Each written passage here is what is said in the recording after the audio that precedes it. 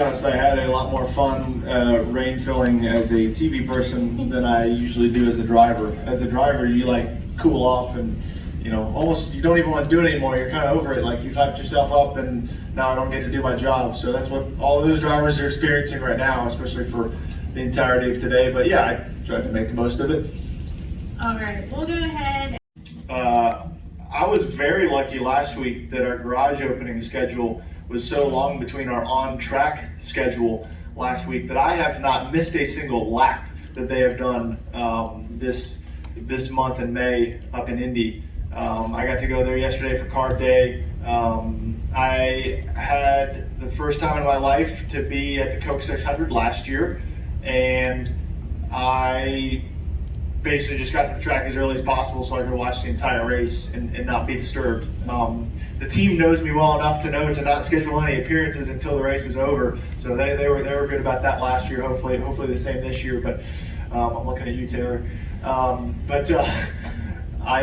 love that race, and it's such a classic event, and the fact that you get to have those three races, Monaco, Indy, and Charlotte, all on the same day. Hopefully weather permitting, but it's been really cool to kind of see how this side of the racing world views it.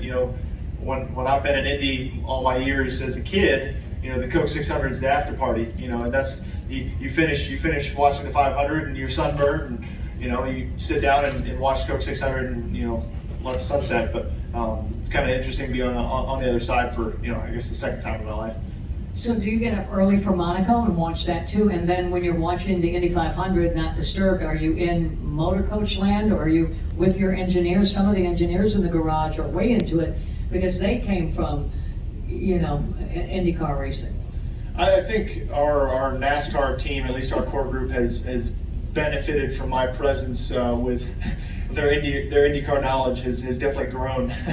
Since even last week, just having it on in the Penske bus or whatever else, and talking to guys about the qualifying format, how practice has gone, and this and that. And certainly, those guys are interested, whether it's Joey or Ryan or Harrison or some of the other crew chiefs and mechanics or whatever else. They've started to come to me as far as asking questions. But it's fun because we do all have that under the same roof at Team Penske. But sometimes there isn't enough crossover to really fully understand or appreciate what is so different, but yet so similar about what we all get to do. But certainly something I'm passionate about, and looking forward to watching the race this Sunday.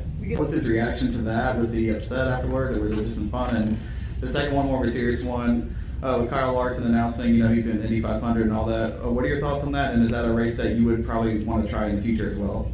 Yeah, as far as Kevin goes, I was very anti-TPing Kevin's bus when they asked about it over the second intercom or whatever, because I have to race against him 28 more times before he retires. It's all funny for everybody else, but Tyler and I were like, it's probably not a good idea. But I guess that came from that ask came from above on doing that. So they were all in on the joke, But yeah, Kevin has a really nice bus. I could spend some days in there. That was nice. I didn't really want to leave, honestly, because we sat on pit road and got rained on the entire time. So, but from that standpoint, it was fun. I don't think it was too rough. I was more worried about the guy that was actually going to have to clean it up.